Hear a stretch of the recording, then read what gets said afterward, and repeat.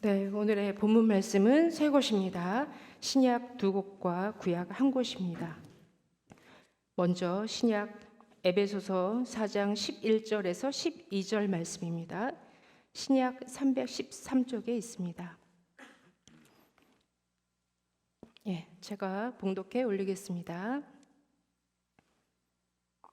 그가 어떤 사람은 사도로, 어떤 사람은 선지자로, 어떤 사람은 복음 전하는 자로, 어떤 사람은 목사와 교사로 삼으셨으니 이는 성도를 온전하게 하여 봉사의 일을 하게 하며 그리스도의 몸을 세우려 하심이라. 다음은 구약 말씀입니다. 출애굽기 18장 20절에서 22절 말씀입니다. 구약 110쪽에 있습니다. 제가 봉독해 올리겠습니다. 그들에게 율례와 법도를 가르쳐서 마땅히 갈 길과 할 일을 그들에게 보이고 너는 또 온 백성 가운데서 능력 있는 사람들 곧 하나님을 두려워하며 진실하며 불의한 미익을 미워하는 자를 살펴서 백성 위에 세워 1000부장과 100부장과 50부장과 10부장을 삼아 그들이 때를 따라 백성을 재판하게 하라. 큰 일은 모두 내게 가져갈 것이요 작은 일은 모두 그들이 스스로 재판할 것이니 그리하면 그들이 너와 함께 담당할 것인즉 일이 내게 쉬우리라. 신약 히브리서 10장 24절에서 25절 말씀입니다. 신약 363쪽에 있습니다. 서로 돌아보아 사랑과 선행을 격려하며 모이기를 패하는 어떤 사람들의 습관과 같이 하지 말고 오직 권하여 그날이 가까움을 볼수록 더욱 그리하자. 아멘.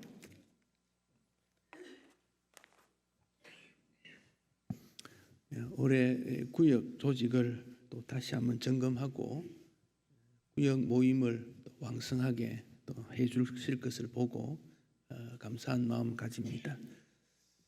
구역 모임이나 주일학교의 반이 같은 성격입니다. 구역이나 주일학교 교사 맡은 분들 다 우리가 같은 입장에서 접근하면 좋겠습니다. 구역은 사람 몸에 비교하면 세포와 같다. 세포와 같다. 그래서 구역을 영어로 셀 그래 말합니다. 셀이라는 말은 세포라는 겁니다. 그래서 구역도 그렇게 말합니다. 세포 그런 뜻이죠. 사람에게 이 세포가 얼마나 되느냐? 60조가 된대요.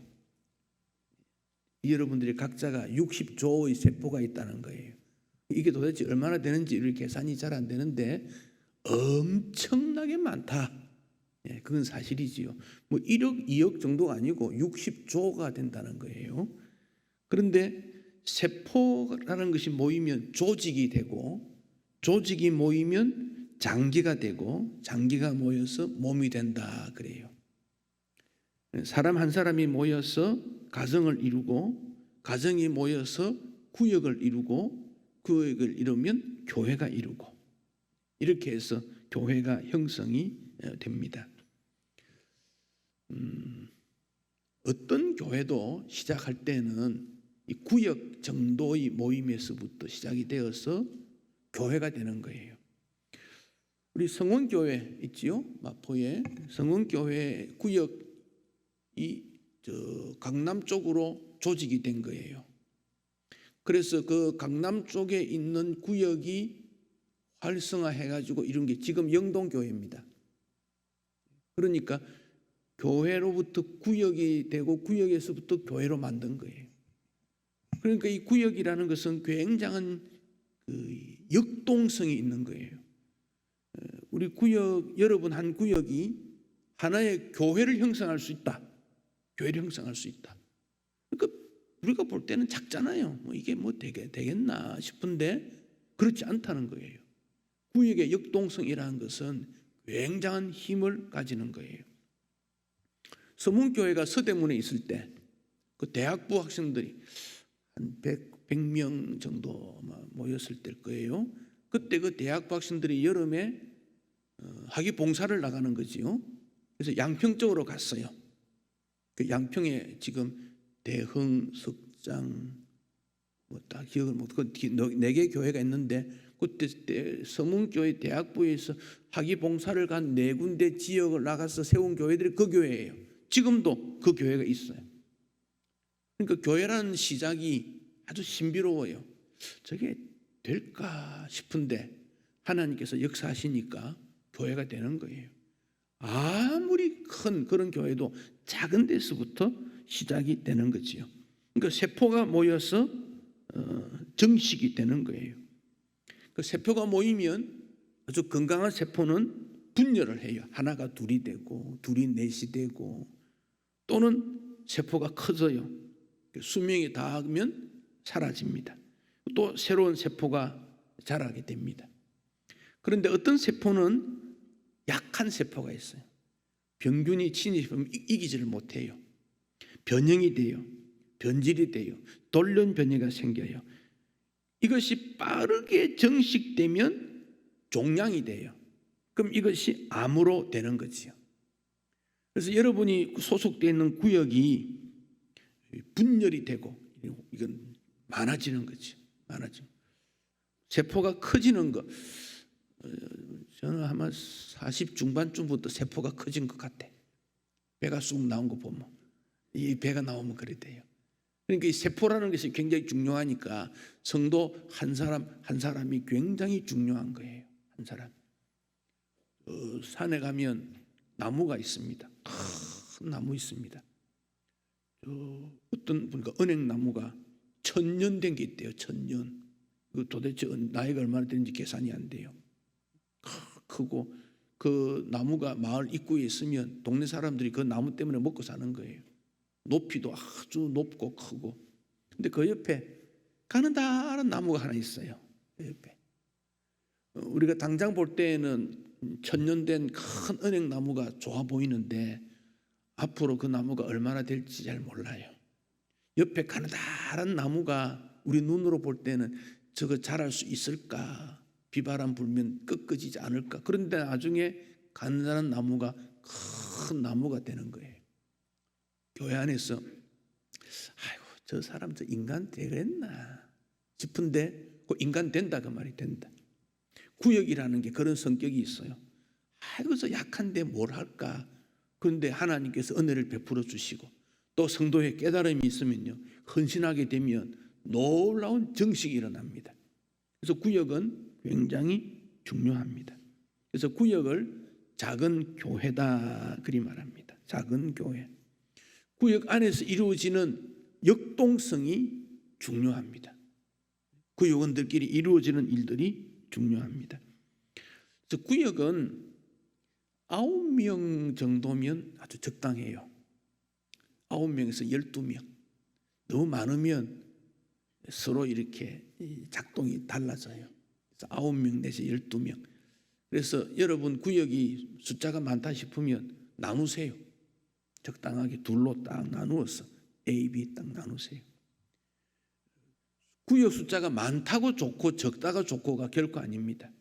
적절한 숫자가 중요합니다. 그래서 구역을 인도하시는 분은 작은 목사다. 작은 목사다. 그 구역을 책임지는 목사도. 그래서 구역의 말씀 섬기면은 구역원들에게 꿈을 심어주고 말씀을 가르치고 열매를 맺게 하고 물 주는 분이다. 이 생각. 요즘은 구역이란 명칭이 여러 가지로 사용되지요. 이 구역이란 조직은 원래 감리교에서 나왔는데 그 이제 좋으니까 확산이 돼서 요즘 명칭이 다양하지요. 요즘 가장 많이 새로운 모습으로 되는 게 목장, 뭐 그런 개념이죠. 목장, 순, 또 셀, 명칭은 여러 가지 쓰는데 뭐 어떤지 관계 없습니다. 그래서 함께 신앙과 생활의 변화가 일어난다. 그래서 구역장은 구역원들을 위해서 헌신해야 됩니다. 헌신 없이 잘하는 법은 없습니다. 구역장은 자기가 원해서 된 사람 아무도 없습니다. 돈 주고 산 것도 아니고 시험 쳐서 자격증 딴 것도 아니고 구역장은 하나님께서 보낸 일꾼이다. 이걸 생각해야 돼요. 그래서 교회에서 생각할 때 이분은 구역의 역할을 충실히 할 수 있겠다. 혹 여러분 중에 나도 하고 싶은데 그런 사람 있으면 말씀하시면 일정 훈련을 시켜서 구역은 없는 구역장으로 임명해서 전도에서 구역 만들도록. 누가 그랬느냐? 웨슬레 같은 사람이 그랬어요. 나는 교회를 맡았는데 학생이 아무도 없는 선생님이 되겠다. 그럼 뭐 합니까? 가르칠 학생이 없는데 혼자 전도로 나와가지고 전도해가지고 자기 반 학생들을 100명을 불러 모은 거지. 하나님께서 그걸 보시고 세계적인 선교사로, 전도자로, 일꾼으로 세웠지요. 구역도 마찬가지입니다. 나 한번 해보고 싶다. 그런 분 계시면 자원에서 오시면 딱 구역장 하도록 해드리겠습니다. 그러면 세 가족 오는 걸 딱 보고 있다가 한 사람, 두 사람 해서 구역원으로 삼아가지고 구역 만들면 되지요. 얼마든지 할 수 있습니다. 나이 관계없습니다. 세례받은 사람은 할 수 있습니다. 여기 가운데 20대 초반에 있는 분들, 나는 나이가 적은데 나이 관계없으면 할 수 있습니다. 누구보다 잘할 수 있습니다. 나는 구역장으로 나를 세워주시오. 할 수 있습니다.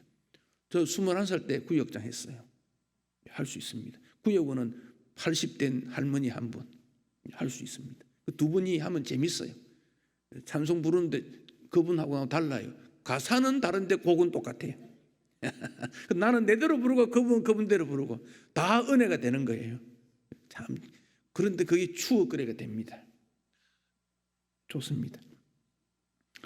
세상에서 가장 좋은 장이 뭐냐? 된장, 간장, 고추장. 이거 먹으면 없어집니다. 이장, 면장, 시장. 임기 끝나면 사라집니다. 친목교 회장, 동창 회장 돈도 많이 들고 회원들 인정해 줘야 됩니다. 그런데 제일 좋은 장은 뭐냐? 구역장이다. 구역장이 제일 좋다. 왜냐하면 하나님께서 주시고 성도들이 그 구역원들이 존경하는 사람이 될 수 있는 거예요. 존경하는 거예요. 구역장 존경받고 존경하고. 그래서 구역원들은 존경해야 돼요. 수고하신다 알아주고 또 구역장은 감사주고 책임을 지고 그 관계입니다. 이스라엘 백성들이 가데스 바네아에서 12정탐꾼을 보내지요. 우리가 다 아는 대로 두 사람은 긍정적인 평가를 하고 10사람은 부정적 평가했지요. 이 구역장 똑같아요. 이렇게 생각합니다. 구역장이 아이고 명단 보니까 구역 모일 사람이 없어요. 바빠서 못해요. 나이가 많아요. 말을 해도 알아듣지를 못해요. 일할 사람이 없어요. 우리 구역은 아무도 안 돼. 해체해야 돼. 해체. 그럼 그 구역 해체하는 거예요. 없어지는 거예요. 그러나 사람이 볼 때에는 그럴지라도 하나님께서 보실 때 나에게 주어진 이 구역을 수고해서 하나님께서 역사해 주시면 가장 귀하고 가장 아름답고 행복한 구역으로 만들어야 되겠어. 그러면 그렇게 되는 거예요. 그래서 믿음은 꿈을 가지고 이루어지게 됩니다. 우리나라 속담에 남의 떡이 커 보인다 그랬지요. 보면 옆에 보면 저 구역은 잘 되겠다 이렇게 보는 거예요. 내 구역은 잘 안 되겠다. 그러면 안 됩니다. 내 구역을 제일 좋은 구역으로 만들겠다. 제일 좋은 구역 만든다. 사랑이 있고 섬김이 있으면 되는 것입니다. 숫자와 관계없이 모든 일을 잘 감당해야 합니다. 지난해까지는 구역 모일 때 점수를 이렇게 해서 이번에는 조금 더 점수를 강조해가지고 더 수준 높은 섬김이 있으면 좋겠다. 그래서 우리 교역자들 모여서 점수를 한번 어떻게 하면 좋을까? 주고 3면 밑에 보면 구역 모임 배점 안내 한번 해봤는데 더 좋은 방법이 있으면 더 하겠지만 한번 보겠습니다. 1번은 보면 참석이 다 모이면 30점인데 우리 구역원이 몇 명인데 몇 명 모인 게 비율을 따져서 점수를 드리는데 만약에 12명인데 6명이 모이면 15점 그렇겠지요. 예, 그렇게 점수를 하고 집에서 모이면 10점 더 드리고 교회나 급외 장소할 때는 5점을 더 드리고 그러니까 집에서 모이면 10점 더 드리고 부부가 함께 참여하면 아마 이건 전에부터 그랬던 것 같은데 특별히 남자들이 모이면 2점 더 준대요. 2점 더. 자녀 참석하면 무조건 1점 더 준대요. 이 자녀는 나이가 뭐 20 밑으로 뭐 그러면 되겠죠. 이렇게 하면 모이는 점수 나오게 되고 그다음 성경 읽기도 좀 강조해서 100장을 읽으면 2점. 어떤 분은 뭐 이어폰가 들어가지고 한 주에 막 수천 장을 읽어버려. 수백 장 읽어버리고. 그래도 좋다. 100장 읽으면 2점 드리자. 전도를 한 구역에 하면 이건 참 어려우니까 30점을 더 드리자. 또 교회 봉사하는 경우 뭐 교회 청결의 일을 한다든지 뭐 전도 활동에 참여했다든지 봉사 활동을 하면 5점씩 더 드리자. 이랬는데 요거는 이제 구역 통계표를 나누어 드릴 거예요. 구역장들에게. 그럼 기록하면 거기에 이렇게 드리는데 뭐 잘해보자 하는 그거지. 이걸 가지고 뭐 주님이 주신 상이 더 클 텐데 그래도 교회에서도 한번 선한 경쟁을 해보자 그런 것이고 구역 모였을 때 구역 헌금을 해야 됩니까? 말아야 됩니까? 질문하는 구역들이 있습니다. 그래서 가능하면 하시는 것도 좋겠다. 그러나 그 했던 것을 구역이 선한 데 사용하시기 바랍니다. 구역 헌금한 것은 교회 헌금 안 해도 괜찮습니다. 그 대신에 선한 목적으로 쓰십시오. 구역 헌금 해가지고 연말에 가가지고 우리 헌금 다 모으니까 12만 원 됐으니까 맛있는 거 사 먹고 그래 밥 먹고 끝내는 거 너무 허무하지 않습니까? 그렇죠? 그래서 구역 헌금 모은 것은 친교도 필요하겠지요. 그러나 구역원 중에 건강이 좋지 못했을 때 가서 위문을 했다든지 뭐 여러 가지 쓰임새가 있을 거 아닙니까? 혹은 연말에 갔더니 우리가 한 10만 원 남았다. 그럼 이것은 선교하는 일에 내자. 그럴 수도 있겠지요. 선한 일 하십시오. 서울에 우리 노예안에 어떤 교회에 한 구역이 있었는데 구역 한 10사람쯤 되겠지요. 이분들이 헌금을 쭉 모았는데 일본의 그 교회에서 선교하는데 구역원 대표로 가서 격려하자. 그래서 헌금 모아가지고 3사람을 일본에 선교하는 교회로 파송을 시킨 거예요. 잠시. 그래서 직장 다니는데 못 가지 않습니까? 근데 금요일 날 마치고 갔대요. 금요일 날 가서 그 교회 가서 구역 모임에 참여하고 토요일 지나고 주일날 그 교회 예배 드리고 월요일 날 돌아온 거예요. 그러니까 선교라는 현장을 보게 될 때 우리가 멀리 가고 깊이는 안 되지만 우리 그런 데 가서 도움 그래서 입장을 바꿔 보십시오. 그 일본에 거의 한 10명쯤 모이는데 한국에서 3사람이 와가지고 구역 참석도 하고 음식도 나누어 드리고 주일날 예배 참석하고 또 이분들이 찬양도 하고 또 주일날 아침에 일어나서 교회에서 잠을 자고 청소도 싹 하고 점심을 먹을 때 이분들이 준비도 해서 일본 그 교회를 섬긴 거예요. 그러니까 그분들이 얼마나 감격하는지 이런 섬김 일들을 구역을 통해 얼마든지 할 수 있는 일이지. 조금씩 그런 일들을 구역을 통해서 하시면 좋겠습니다. 그래서 구역은 자주 모이는 게 좋습니다. 자주 모이는 거지. 형편상 그렇지 못할 때 있지요. 제 생각은 한 달에 한 번 정도는 가정에서 드리고 그 다음에는 주일마다 교회에서 드리면 좋겠어요. 낮 시간이든 오후에 마치든 수요일이든 자주 모여야 돼요. 모여서 함께 합심 기도하고 어떻게 진 안부 묻고 결석하신 분 이렇게 상 돌아보고 자주 모여야 됩니다. 그래야 성장이 됩니다. 그 가정교회 했던 미국의 침례교지요. 거기는 그 목사님이 그 가정교회를 시작하게 된 이유가 이거지요. 어느 날 교회 안에 장례식이 생긴 거예요. 근데 미국은 장례식장이 그 저녁에는 문을 열지 않습니다. 다 문을 닫습니다. 근데 참 슬픔을 위로해야 되겠는데 어떻게 할까? 밤새도록 목사님이 걱정하고 기도하다가 날 새면 빨리 가야지. 그래서 이른 아침에 일어나서 이제 준비를 해서 장례식장에 가니까 그 구역원들이 먼저 와 있더라는 거지.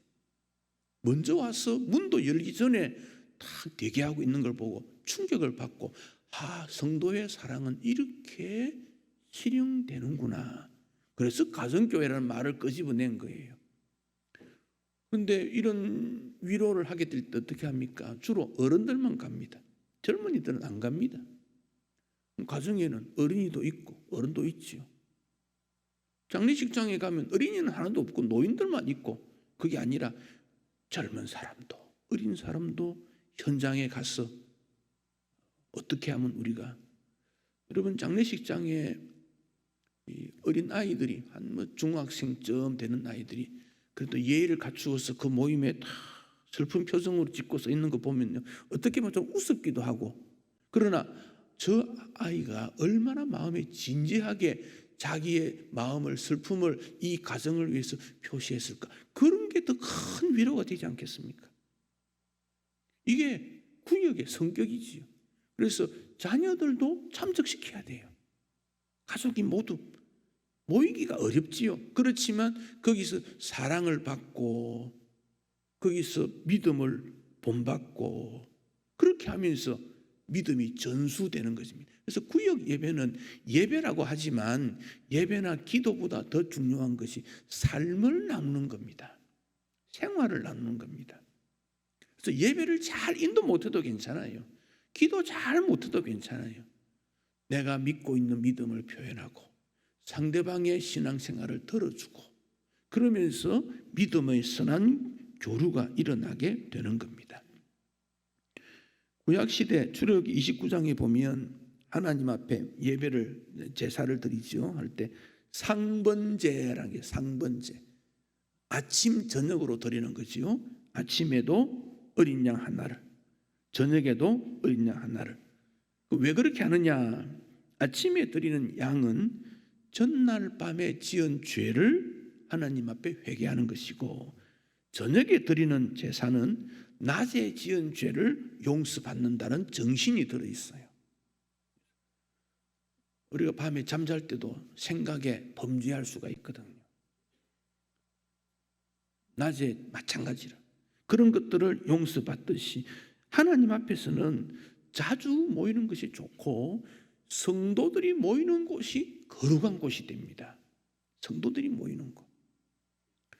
제가 다른 교회도 이렇게 가보면 복도라든지 여유 있는 공간에 조그마한 테이블 놓고 의자 2개, 3개 이런 거 많이 봅니다. 뭐 하는가? 2-3 사람이 앉아서 큐티 하는 거예요. 복 있는 사람 오늘 본문 펴놓고 서로 읽으면서 이 본문 어떻게 생각합니까? 나는 이렇게 생각합니다. 기도 제목이 뭡니까? 2 사람이 그렇게 나누는 거예요. 그러면서 2 사람이 함께 믿음이 자라는 것이죠. 구역은 그런 거예요. 꼭 설교한다, 이 전문 훈련을 받지 않은 사람은 설교가 어렵습니다. 그러나 내가 가지고 있는 믿음을 나눈다. 그건 가능하거든요. 그래서 구역 모임은 이 믿음을 나누는 거다. 듣고 말하는 곳이다. 이게 구역의 모임입니다. 설교한다. 어려워요.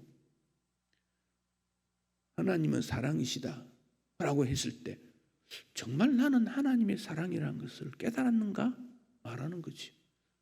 나는 잘 모르겠어. 그런데 어렴풋하게 느껴지는 것 같아. 상대방도 맞아, 나도 잘 모르겠는데 어렴풋이 느껴지는 것 같아. 그러면 우리 다 어렴풋 느껴지는 신앙이니까 우리가 확실하게 느끼도록 노력하고 기도합시다. 그럼 2 사람이 그렇게 기도하면 되지요. 믿음을 나누는 거지요. 그래서 나누는 거다. 설교를 하고 기도하고 수준 높은 일을 하려고 생각하지 마십시오. 신앙생활의 대화, 믿음을 나누는 거다. 이렇게 생각하시면 되고 주님을 자주 만나야 된다 하는 것입니다. 데살로니가전서 2장 18절에 보면 바울이 데살로니가 교인들한테 이런 말을 합니다. 우리가 잠시 너희를 떠나는 것은 얼굴이요 마음이 아니다.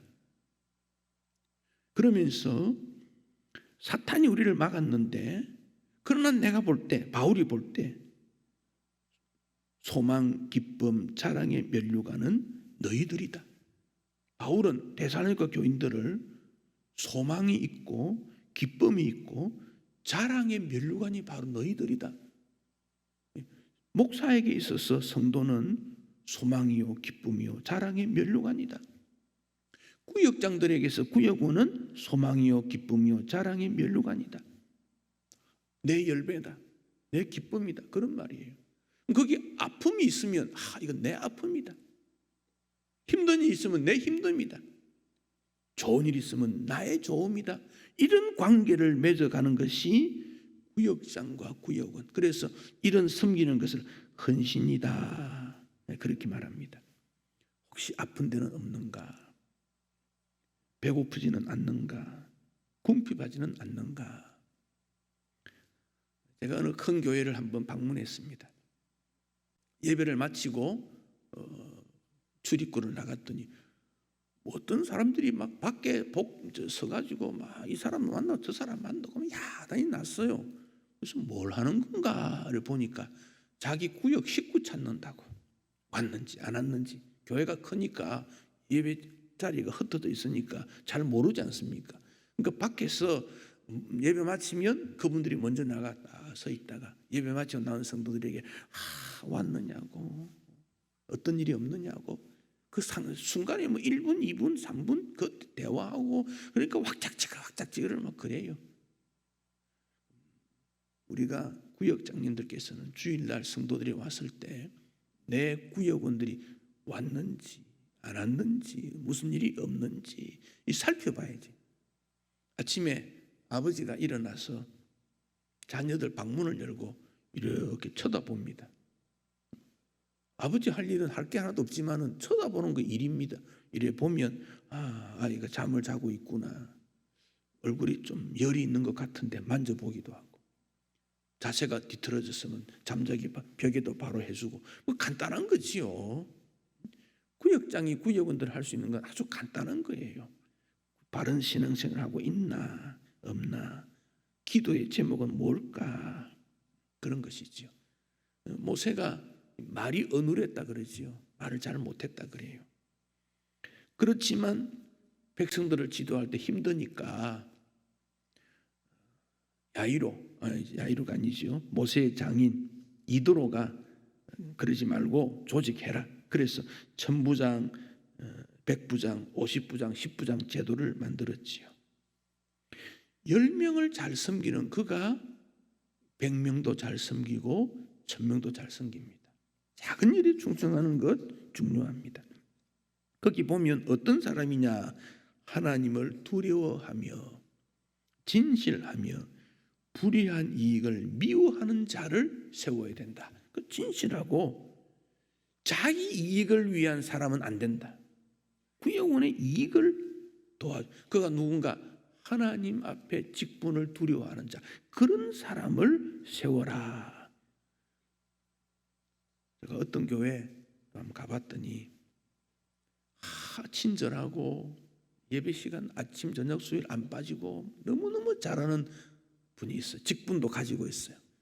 그래서 나중에 저분이 누굽니까 물었더니 어느 회사 직원인데 세일하는 사람이래.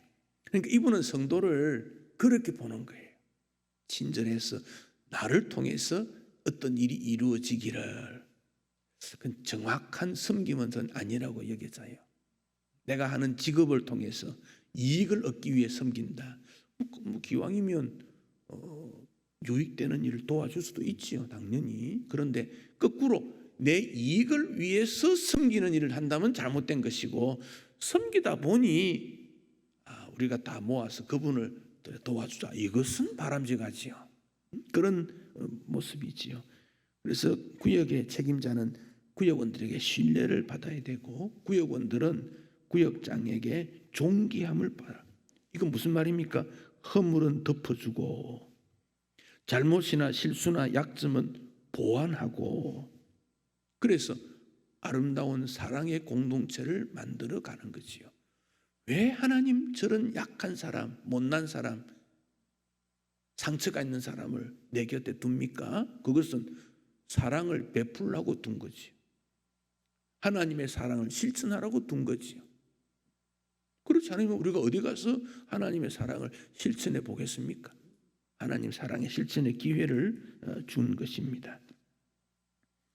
이 구역이 건강해지면 교회가 건강하고 행복해지고, 구역이 부흥하면 교회가 부흥하고, 그 부흥 안 되는 이유는 뭘까? 이건 동의해도 되고 안 해도 됩니다만, 성경을 보니까 몇 가지. 첫째는 게으를 때, 관심이 없을 때, 무관심할 때. 농사 짓는 사람도 아침 저녁으로 물을 갖다 주는데 이게 구역원에 대해서 관심이 없으면 어떻게 그 구역이 성장하겠습니까? 그래서 구역장은 세 가지 뻐가 잘해야 된다니까. 뻐. 첫 번째는 예쁘게 단장하고, 그 말이죠. 몸과 마음, 생각을 딱 정리를 잘하는 거지. 두 번째는 기뻐하고, 항상 기쁨의 출발은 감사로부터 나옵니다. 감사하면 기뻐져요. 세 번째는 바빠야 됩니다. 그래서 예뻐, 기뻐, 바빠. 단정하게, 기쁜 마음으로, 그리고 열심으로. 따라 하십시다. 예뻐, 기뻐, 바빠. 네, 이게 구역장입니다. 구역장이 무슨 일을 하면 아이고 바빠요. 그게 정상이라니까. 바쁜 게 정상이라. 예수 믿는 사람은 시간이 늘 부족해요. 시간이 없기 때문에 하나님께서 더 그 헌신을 받아들이는 거죠. 할 일이 없어서 했는데 그건 안 하는 게 나을 수도 있어요. 그러나 바쁘기 때문에. 두 번째는 구역 부흥을 위해서는 사명감입니다. 사명감이 무엇입니까? 하나님이 나를 부르신 목적, 계획에 충성해야 한다.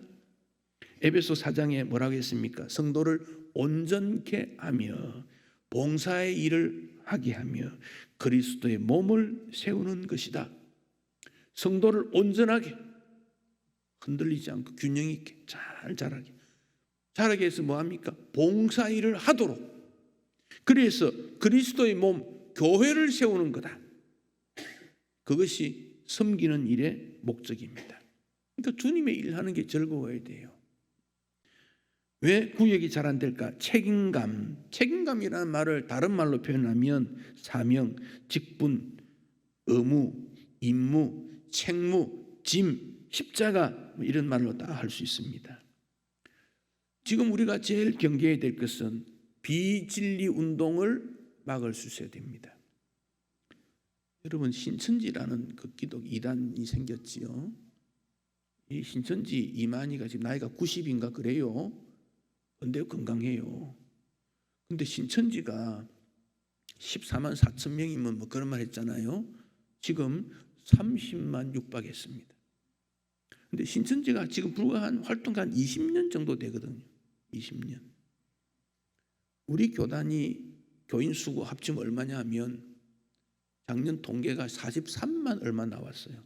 45만 밑이에요. 역사가 얼마입니까? 올해 우리 총회가 70년이거든요. 교단 역사가 70년이에요. 그것도 이제 해방 6.25 전쟁 그때부터 이렇게 했을 때 그래요. 그 앞에 장로교 역사 다 합치면 뭐 130년 가까이 되겠죠. 신천지가 20년 동안에 30만 명 된 거예요. 그것도 작년만 그렇습니다. 정말 두렵습니다. 긴장하지 않을 수 없습니다. 근데 이 비진리 운동, 어둠의 세력이 확산하는 게 너무너무 강하다는 겁니다. 그래서 많은 교회들이 지금 넘어지고 있어요. 그래서 왜 그런 일이 일어나느냐? 거기 빠졌던 사람들을 불러서 얘기해보면 이건 거예요. 교회 오래 다녔는데 나는 뭘 믿었는지 잘 모르겠던데 신천지 가니까 확실하더라, 이런 말을 해요. 확실하더라. 그 가르치는 내용이 거짓인데도 불구하고 가르치는 사람의 확실성이 얼마나 강한지 듣는 사람이 저렇게 진리가 있어? 그래 빠져들어가는 거예요. 그러니까 앞에서 인도하는 분이 믿음에 대한 확실성 없이 그런 것 같기도 하고 아닌 것 같기도 하고 긴 것 같기도 하고 아닌 것 같기도 하고 희미하다 이 말이 희미하다. 목표가 분명해야 되는 거예요. 목표가 이 진리 운동이라는 거는 틀림없다, 확실하다, 그걸 가져야 됩니다. 그래서 비진리 운동이 지금 너무 많이 퍼지고 있습니다. 안상홍이 죽었지요. 하나님의 교회 너무 좋은 이름을 가져가 버렸어. 참 그런데 신천지도 이름 얼마나 좋습니까? 그 이제 하나님의 장길자 이는 허은 껍질이고 그 밑에 핵심은 김주철이라고 나이가 60 안 됐을 거예요. 이 사람이 핵심입니다. 그런데 그 교리가 어떻게 됐냐면 그들이 갖고 있는 모든 수입을 다 집어넣습니다. 그러니까 사업하는 분은 사업을 위한 최소의 경비 외에는 수익금을 전부 다 집어넣습니다. 그래서 이단들에는 두 가지인데 하나는 조직력이고 하나는 돈입니다. 이 두 개의 힘이 얼마나 강한지 모릅니다. 말 한마디면 노가 없습니다. 거기는 회의도 필요가 없습니다. 그런 거짓에도 확실성을 가지고 있다는 겁니다. 그들이. 그러니까 지금 새가 얼마나 부른지 모르고 기독교가 지금 800만이라고 말하지만 그중에 순수 기독교는 600만 정도로 보고 200만 정도는 이런 좀 문제가 있는 사입이 이단일 거다 추정하는데 200만이라는 이 중에서도 유명한 이름만 있는 사입이도 많지만 이름 없는 사입이도 얼마나 많은지 몰라요. 지금 굉장히 많습니다. 이런 진리 운동에 있어서 보호자가 구역장이다. 목사가 다 살피지 못하고 흩어져 있는 성도들의 생활을 알지 못하기 때문에 그래서 내 가족이, 내 이웃이, 내 성도가 이런 비진리 운동, 교회를 무너뜨리는 일, 성도를 혼잡하게 하는 일, 거기에 대해서 유심히 살펴서 기도하고 돌보는 책임의식 아주 강조되고 있습니다. 네 번째, 희생하지 않기 때문에 어떤 목표를 위해서 희생 없이 되지 않습니다. 희생, 시간, 재능, 물질, 희생 없이 발전하는 법이 없습니다. 모범 구역장 어떤 분입니까? 예배에 모범되고 기도에 모범되고 헌금 생활에 모범되고 봉사에 모범되고 그래서 구역 모임에 불신 가족 초청하십시오. 교회 나오기는 좀 힘들어하면 구역 모임을 통해서 일어나게 됩니다. 구체적으로 어떤 일을 합니까? 신방이 좀 어렵지요. 그래서 예배 생활이 어떻는가 전화로 안부를 묻고 예수님 자랑, 교회 자랑, 목사 자랑, 그래서 복음의 자랑 속에 들어간 내용들을 즐겨주시고 구역장은 직무는 어떻게 해야 되느냐 6가지로 생각했는데 첫째는 유모다. 사랑으로 돌보는 유모다. 두 번째는 치유하는 간호사다. 세 번째는 죄악과 이단으로부터 보는 파수꾼이다. 네 번째 성숙한 교회 생활의 안내자다. 다섯 번째 상담자, 고민거리, 삶의 문제를 풀어주는 상담자. 여섯 번째 다음 세대를 위해서 양육시키는 농부. 바로 이런 점들이 구역장이다. 그 교회 생명력은 구역장에 달려있다. 그렇게 말할 수 있습니다. 마지막으로 제가 구역에 대해서 도표를 하나 만들었는데 구역의 4W 제일 위엔 W 네 가지죠. 웰컴, 환영, 워십, 찬양, 워드, 말씀, 웍스, 사역 네 가지를 잘해라. 환영 어떻게 해야 되느냐? 이 환영이라는 것은 그 밑에 사람과 사람 사이에 수평적 관계. 이어서 찬양은 사람이 하나님 앞에 수직적 관계로, 말씀은 하나님이 사람에게 수직적으로, 그리고 사역, 사람과 이런 관계를 잘 이루는 것이다. 위로 하나님, 옆으로 이웃, 사람. 이 관계를 잘 맺어라.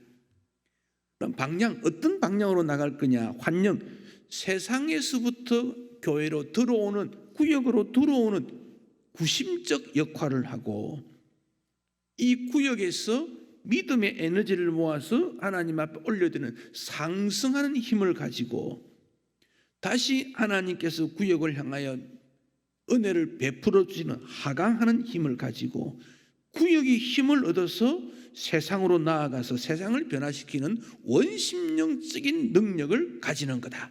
이게 구역이다 하는 것입니다. 그럼 어떤 차이, 강조점이 있습니까? 환영할 때는 세상과 다르다. 구역 모임에서 오늘 우리 뭐 할까? 글쎄, 뭐 아이돌 노래 뭐 좋던데 그 아이, 우리 집 아이 보고 아이들 노래 그거 하나 부르게 하자. 그런 거 하지 말고 너 적어도 찬양 복음송 정도는 되는데 그 뭐 어제 TV 보니까 누가 노래를 잘하는데 그거 한번 아이 불러라 해보자. 어린아이 놀이하는 시설로 만들면 안 되지요. 세상으로부터 구별되어서 우리가 뭘 하는 공동체인가. 제 사는 아파트 1층에 기독교 같기는 한데 아닌 것 같기도 해요. 어딘지 소식 몰라요.